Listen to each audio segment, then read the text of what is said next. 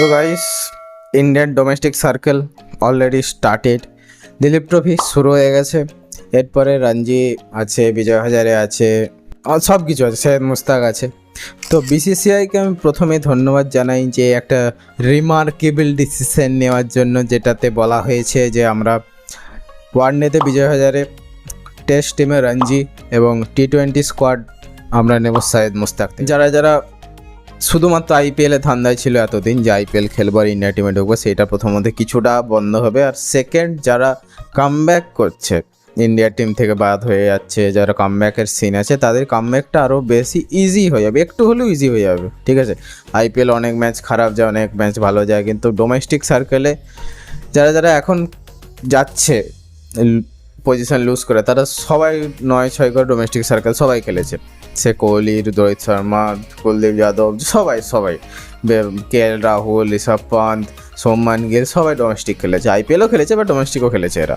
ঠিক আছে, তো এই ভিডিওতে আমরা কথা বলবো India C versus India D নিয়ে, মানে শ্রেয়াস আইয়ার ভার্সেস ঋতুসোনাকে নিয়ে।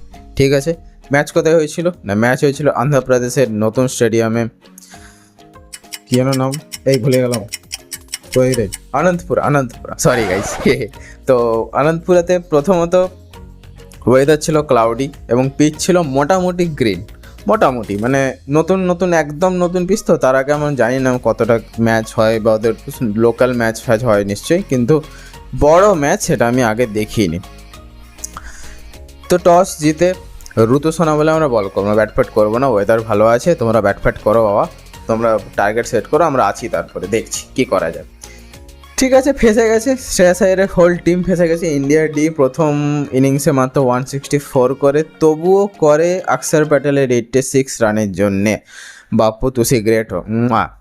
বাপু আগে গিয়ে পিছনে পিছিয়ে সাইডে সরে এদিক করে ওদিক করে করছিল, রান করছিল, সবাই ভাবছিল, আমিও ভাবছিলাম যে সেঞ্চুরি হয়ে যাবে, বাট ঠিক আছে, ওই যে ইনিংসটা খেলেছে 86 রানে, দ্যাটস, আর কি করবে ভাই, উপরে কেউ রান করে নিচে ও রান করেছে, তবুও 86 করেছে বলে তোরা বেঁচেছিলি। ঠিক আছে, ইন্ডিয়া সি এর বোলিং একটু দেখে নিই, দুর্ধর্ষ বোলিং করেছে।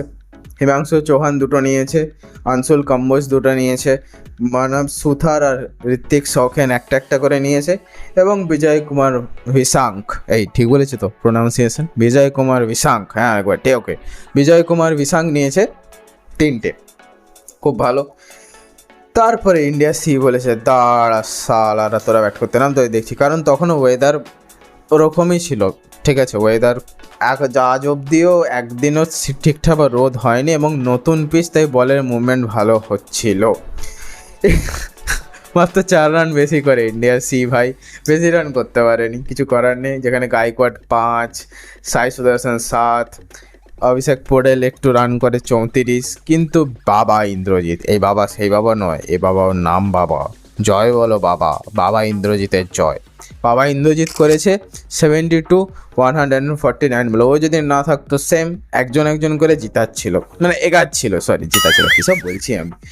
ইন্ডিয়ার ডিএ যদি আমরা বোলিং দেখতে চাই, ঠিক আছে, হর্ষিত রানা 4টে নিয়েছে, হর্ষিত রানা ভালো রিদমে ছিল, লাইন লেন্থ ভালো পড়ছিল, ওর স্পিড হয়তো 140 কি কোনটা যাচ্ছে, 138, 136 এরকম স্পিড, বাট टप्पा सही जगह गिर रहा है, टप्पा, वो जो कहते हैं ना टप्पा सही जगह पड़ना चाहिए, टप्पा बहुत सही था।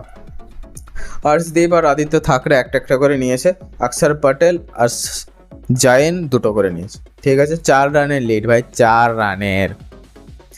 ইন্ডিয়াটি সেকেন্ড ইনিংসে আবার ব্যাট করতে নামে, এইখানে কিছু 2-3টে ভালো ইনিংস আমরা দেখতে পাই। শ্রেয়াস আইয়ার 50 করে, দেবদত্ত পাটিকল 50 করে, অক্ষর প্যাটেলও কিছুটা রান করে, এবং রিকি ভুঁই করে 44-91 বলে, টোটাল 236 রান করে। ঠিক আছে, 236 রানের মধ্যে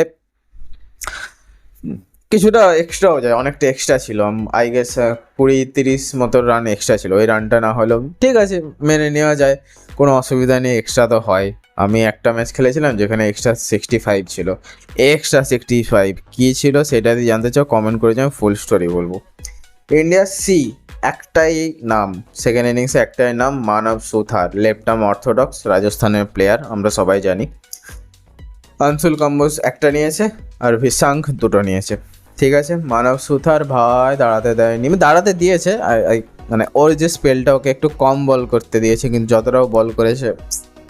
আমি একটা কথা ভাবছিলাম যে একটা পিচটা না খুব ইন্টারেস্টিং। প্রথমত হাফটা সাদা হাফটা সবুজ, বাট এন্ড চেঞ্জ হচ্ছে যখনই সবুজ এন্ডে আসছে তখনই ফাস্ট বোলাররা উইকেট পেয়ে গেছে। প্রথম ইনিংসে হর্ষিত রানা হোক, এপাশে আর্শদীপ হোক, ঠাকুর মানে উইকেট পেয়েছে। আর যখনই এইদিকে বল এসছে, যখন এই প্যাচে পড়েছে, তখনই স্পিনারের উইকেট পেয়ে গেছে। ও সাধারণ, আহা কি প্ল্যানিং, সাবাস।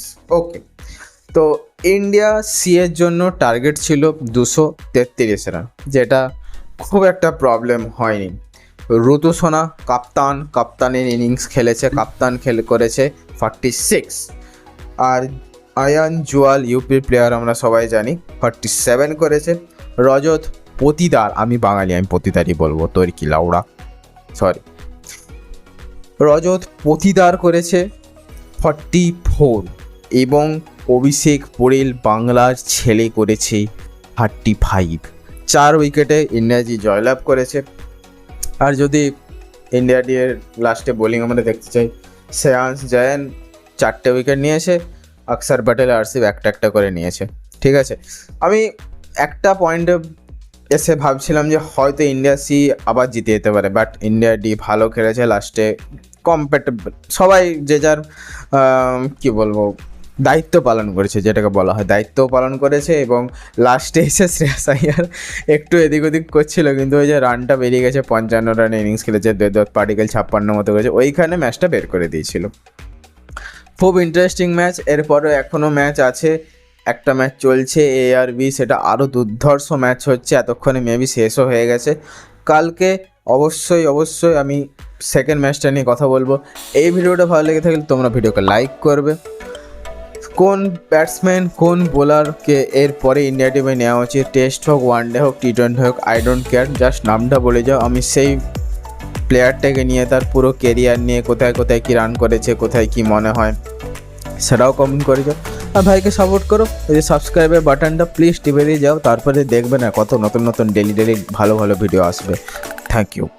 तेरा सुपरस्टार देसी कलाकार मैं पुत जट दा